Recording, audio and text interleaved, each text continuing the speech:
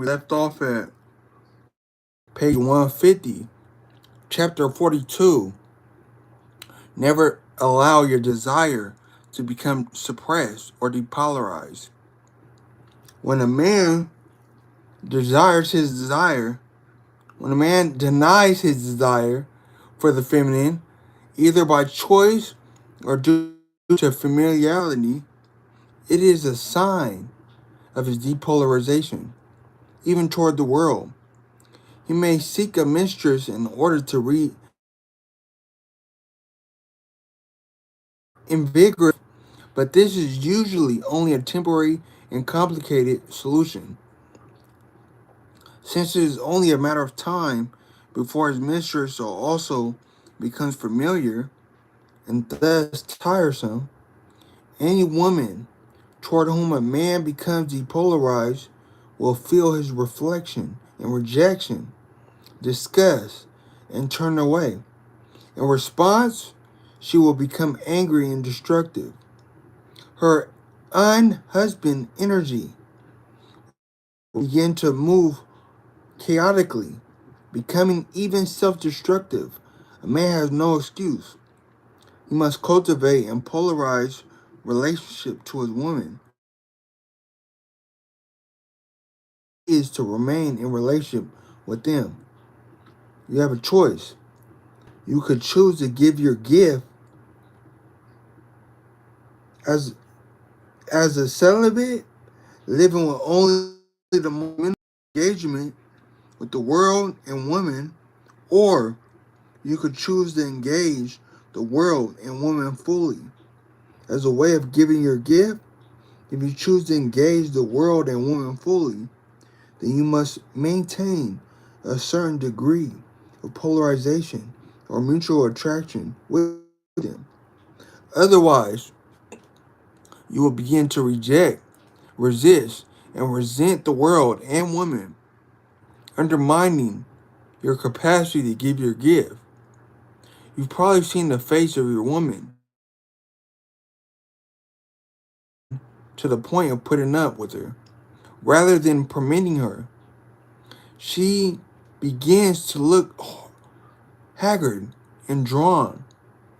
Her long face bespeaks a heart, body unravaged by the clarity and force of your masculine loving. She never seems really happy. Eventually, her resentment turns inward, and disease symptoms begin to appear in her body. Her skin seems to wither before your eyes. You dislike her smell. As her frustration and negativity build, you become less attracted, which, of course, deprives her of even normal human affection. When ugly and dark, that you are repulsed, and your complete withdrawal leaves her barren at her core.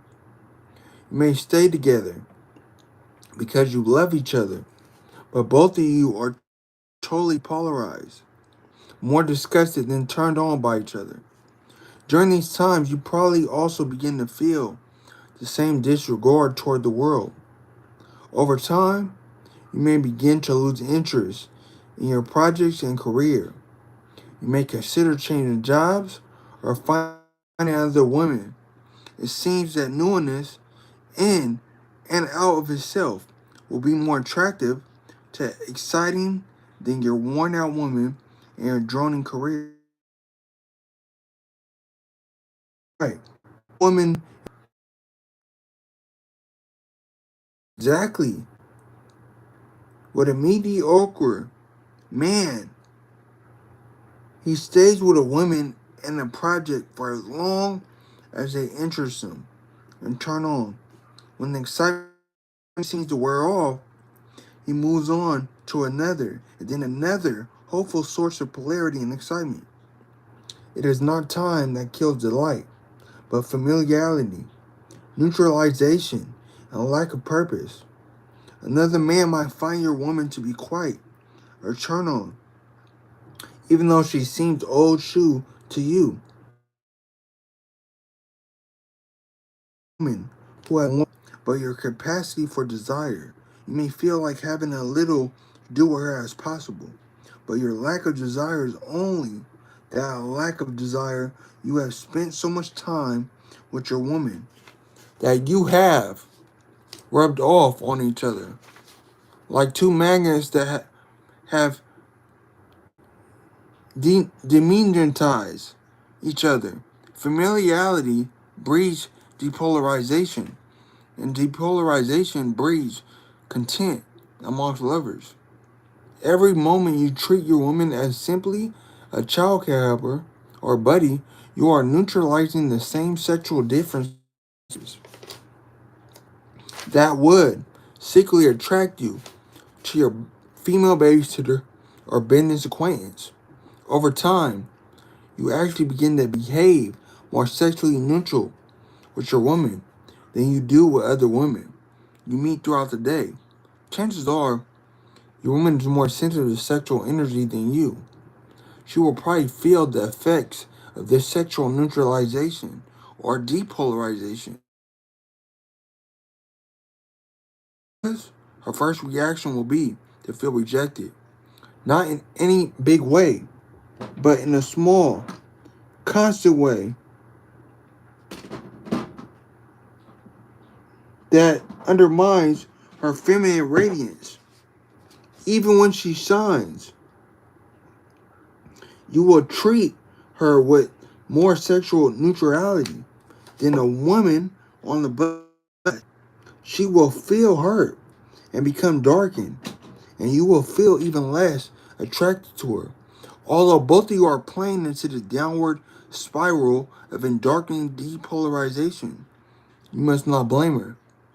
A superior man always assumes complete responsibility, knowing that ultimately he has no control at all, and everything is out of his hands.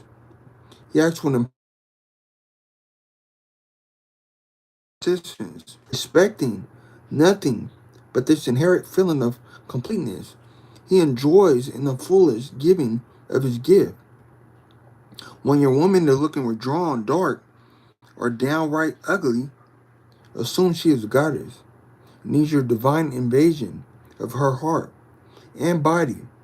Notice your feeling of disgust for her dark mood and take utter responsibility for her transformation. You know how fully committed you could be to, say, finish a project at work. Treat her mood with the same ferocity of intent. Her mood is your challenge. Can you invade her body and heart with so much loving humor that she laughs, relaxes, and brightens in spite of herself? Can you bring out the concert in her by treating her with the same teasing and sexually pregnant touch and gaze as you will mistress for that potato? And yet, this is exactly what a superior man does. With this woman and his woman would. He knows that when things get dreary, it is his own doing. He knows that he is only truly happy when giving his gift, fully into the last drop.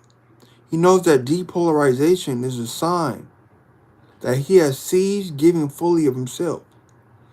And so the world and his woman have ceased responding in fullness.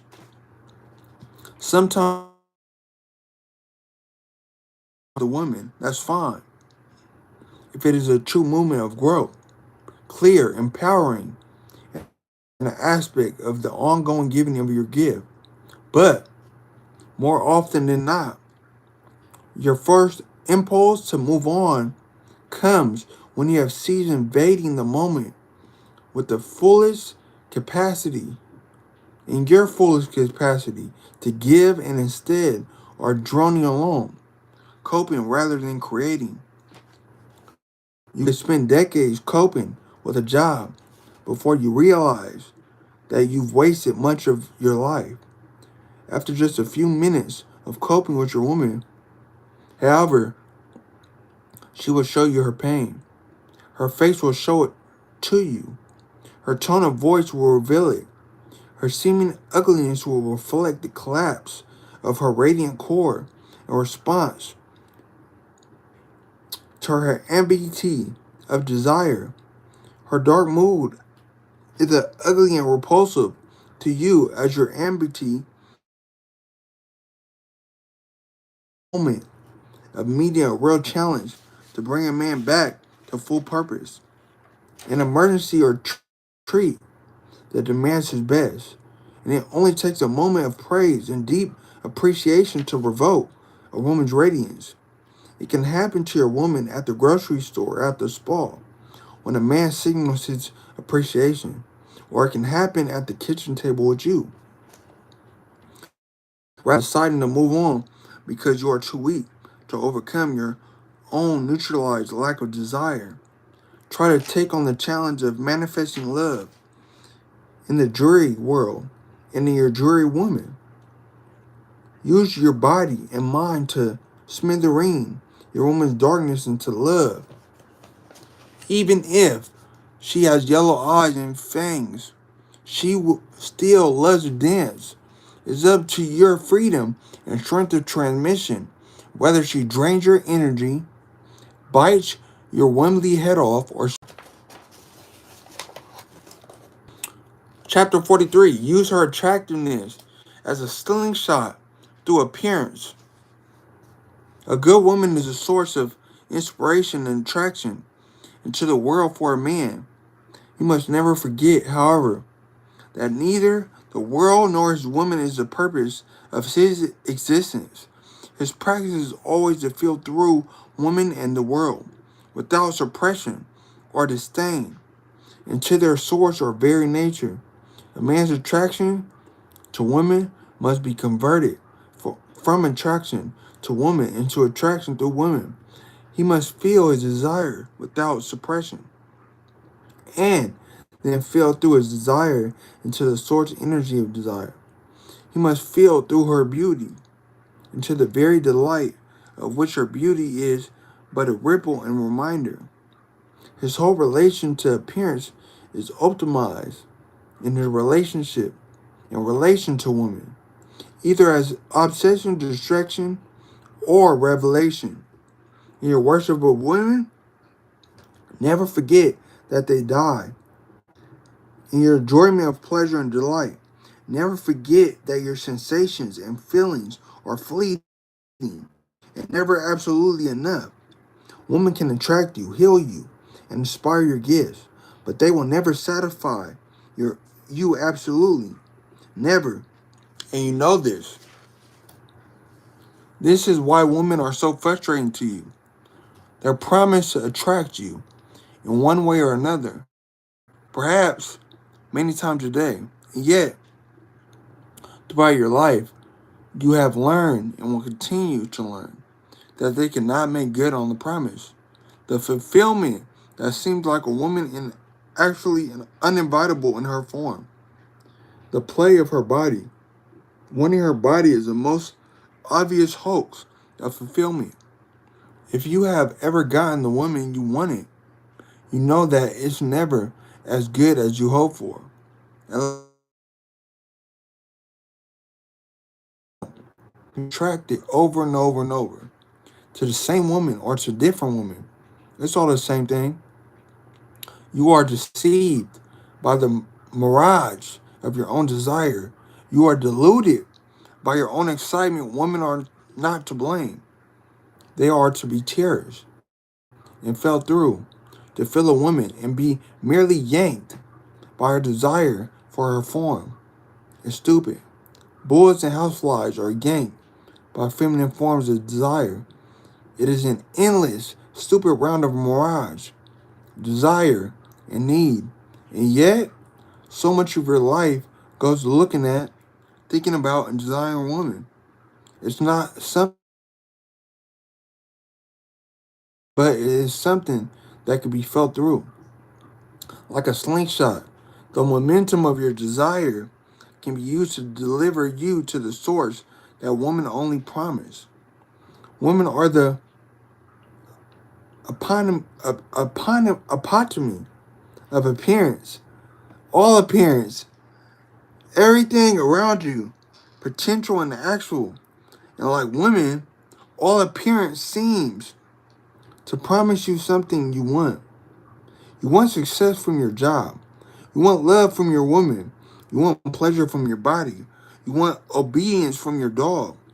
When you don't get what you want, when you lose money, your woman hates you.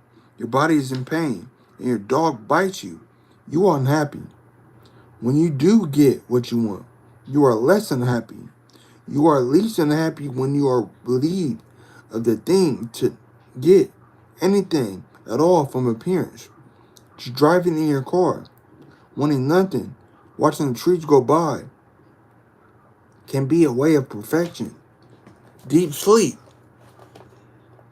orgasm, a day of fishing, looking into an infant's eyes.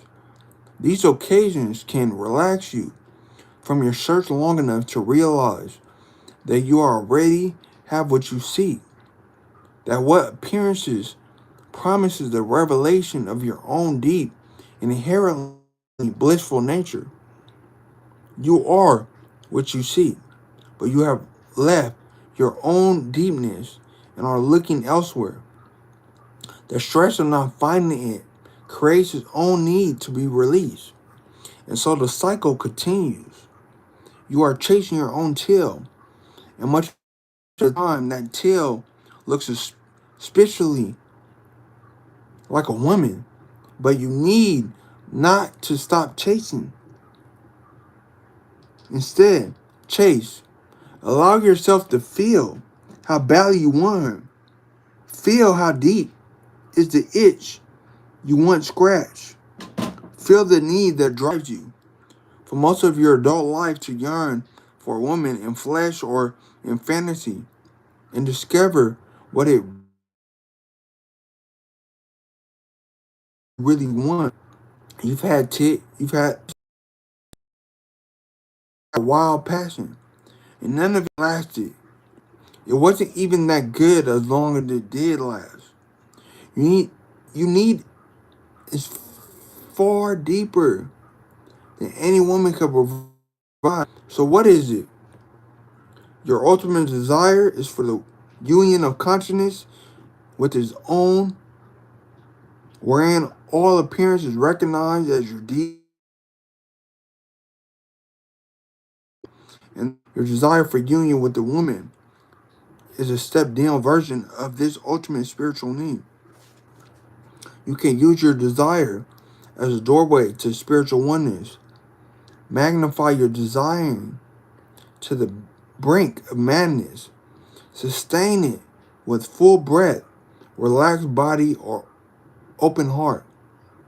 Embrace your woman if you have one, and give her what you want from her.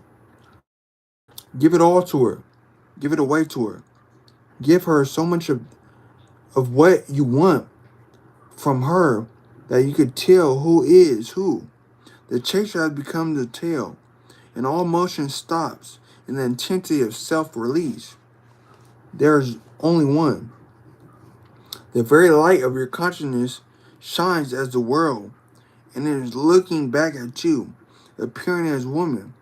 She often appears as what you most fear and desire. She is the goddess, ready to uck you, murder you, and enlighten you. Her appearance and your desire can be endless drama of need, or they can merge, becoming a doorway to your divine source. In a moment of attraction, let your desire filter her, but you don't stop there. Feel through her. Do this constantly. Feel through her body when you're having sex with her. Feel through her anger when she's raging at you. Feel through her darkness when she seems ugly. Feel through her beauty when she most attracts you. But feeling through all of her forms, the superior man is not distracted or obsessed. Rather, his attention feels through the mirage of, and he is a release of need and the revelation of oneness. Desire can be a doorway to deep oneness. Sexual union is a fractal or Step down, reflection of the ever present wedding of consciousness, and it inherits. The superior man embraces woman as his own form. The revelation of deep oneness is love. Woman can seem to bring you to your true nature, or they can seem to take you away from it. Each moment of appearance and of women may be a distraction, an obsession, or a revelation. Notice the distractions: tits, ass, wealth, and fame. Feeling through the distractions. Notice the obsessions: tits, ass, wealth, and fame, and practice the revelation of oneness. By feeling through the obsessions, practice it with your woman for real. Bow down to her, and then bow down through her into the deep, which only seems to have been in the other. Part 7, Body Practices. Chapter 44, Ejaculation should be converted or consciously chosen. There are many physical and spiritual reasons why ejaculation should be converted into non-ejaculatory whole body, brain, or heart orgasms. But there are also relational reasons. When a man has no control over his ejaculation, he cannot meet his woman sexually or emotionally. She knows she could deplete him, weaken him, empty. When a man ejaculates easily, he creates ongoing distrust in his woman. At the level, she feels he cannot be trusted. She and the world can deplete and depolarize him easily. This subtle distress will pervade the relationship. She will not only doubt him, but actually act to undermine his actions in the world. By undermining him, she demonstrates and tests his weaknesses. But she also hopes that through such tests, he can learn to remain full. You won't be willing to bypass ejaculation until you have experienced the much greater pleasures which lie beyond it. In the meantime, notice how you feel in the minutes and days following ejaculation. If you have accumulated a lot of tension in your ejaculation will temporary release and relaxation. But as you live your life with more and more true purpose, you won't accumulate so much tension during the day.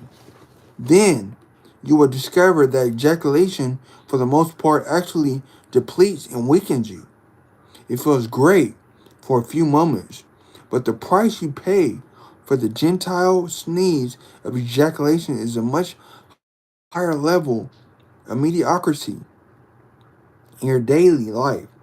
You will find that just don't have the extra gusto necessary to live your life with utter impeccability. It says ejaculations pave the road to living a good life, but not a great life. In a subtle way, excess ejaculation will diminish your courage to take risks professionally and spiritually.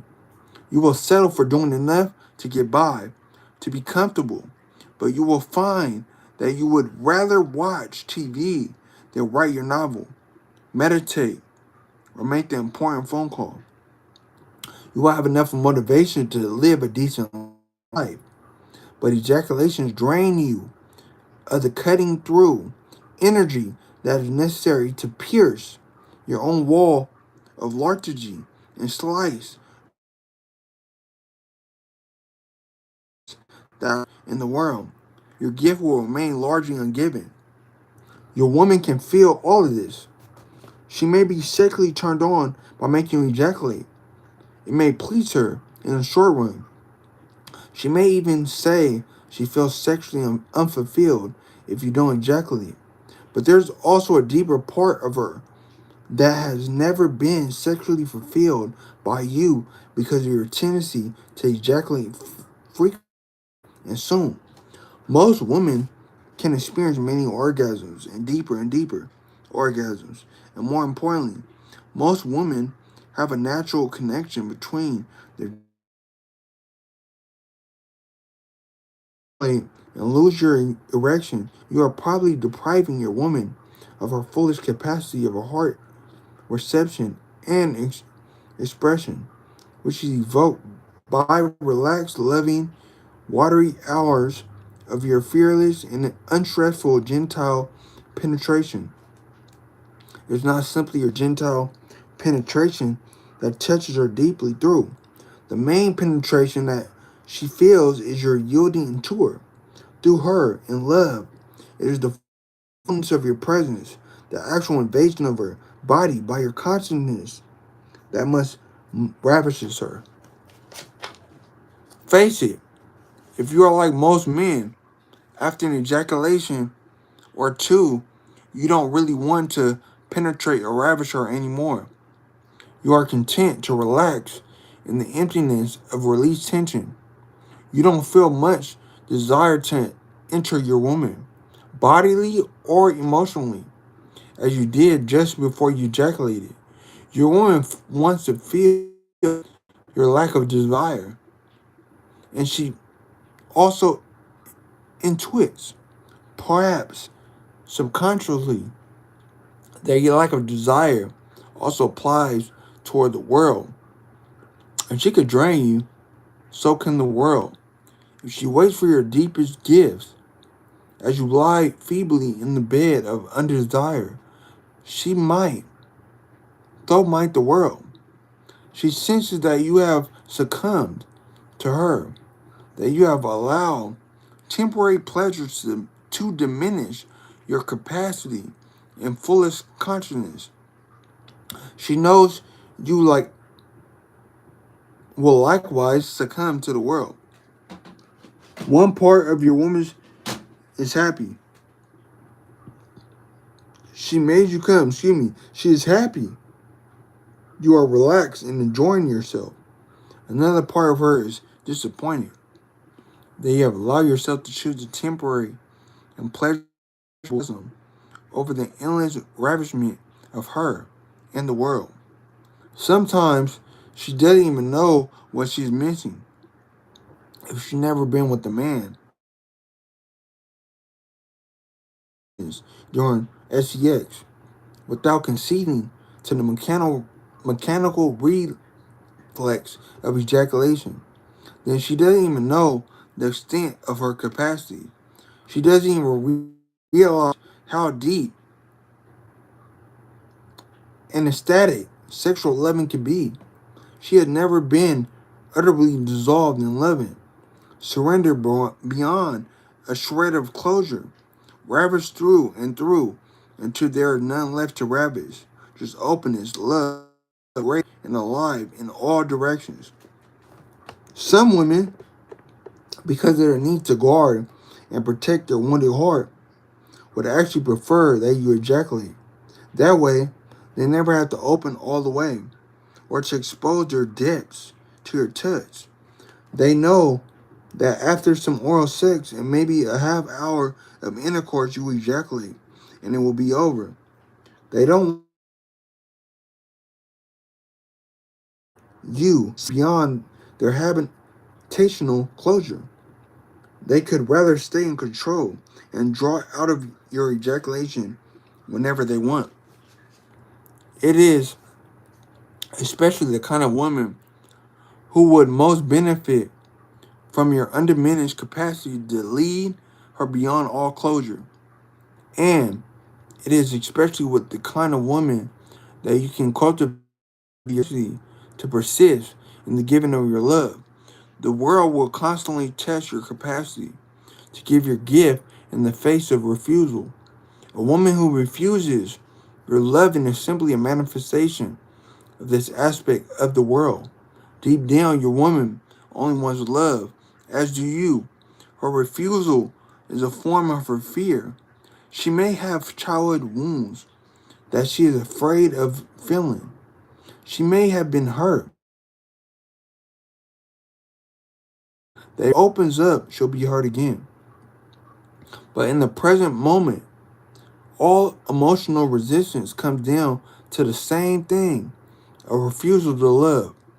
Your masculine sexual gift is to coax, humor, shock, and caress her love into melting through her layers of fear without imposing your own needs on her. Let your love penetrate to the deep part of her that is totally open to love, that is love itself, and coax it to the core. Do this slowly over time, not through conversation, but through body communicated presence, care, consciousness, and the liquid loving of sexual intercourse. When she feels the absolutely trustable nature of your loving, that you are truly with her, going to get lost in the self-enclosed spasm of your own pleasuring, she will begin to trust you with her most vulnerable core. But not until then. Every time she feels you contorting into your own sensations, she feels you gone, not present, not trustable. She may enjoy giving you a ejaculation, but a deeper, perhaps unexpressed part of herself will not trust you. Why should she? Who should she expose her deepest part, her most vulnerable heart, only to have you convulse in a paroxysm of self-possessed gratification, followed by your withdrawal into post-ejaculative relational non-interest? Every time she sucks into an uncontrollable, she controls you and masters you. She's in charge sexually, no matter what mainly gestures you make before ejaculating. With a simple flick of her tongue, a silky moan, or a slurping tilt of her pelvis, she could drain you of life, and deep down, she knows the world can do the same to you. A superior man may choose to ejaculate occasionally, but such a choice is made freely before even engaging in sex, not after it's too late, at the last uncontrollable moment before the psychological roller coaster starts heading down the deep dive into screaming release. A superior man is dedicated to the magnification of love through sexuality. He does not settle for less than the surrender of his woman's heart, as well as his own, into the fullness of divine union. The pleasures of the dissolution into love so far exceed the typical Gentile spurt that ejaculation is easily bypassed or postponed once a man and woman have ended their sexual capacity. Just as your woman tests you emotionally, so she will test you sexually. Even when you are trying not to ejaculate, she may energetically begin to pull the ejaculation from you. As always, her deepest pleasure is in feeling your fullness, your strength, your love, even while she is touching you. When you don't ejaculate, but demonstrate that the fullness of loving is then the quick thrill of gentile release, then she can truly trust you. But she will continue to test your capacity for loving, even once you demonstrate your capacity to bypass ejaculation for the sake of a much more profound bliss. The bottom line is this: if ejaculation is not completely a matter of conscious choice for you, your woman knows she controls you sexually, and as long as she knows she's in charge, she won't trust you. You will never to relax fully in the force of your loving.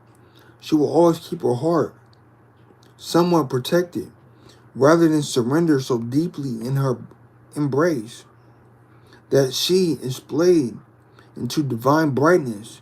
She will go for whatever moist pleasures she can get before you lose interest. Spiritually unfulfilled to the extent that you are addicted to ejaculation. And in many ways, the world will just be unfulfilled by your gifts.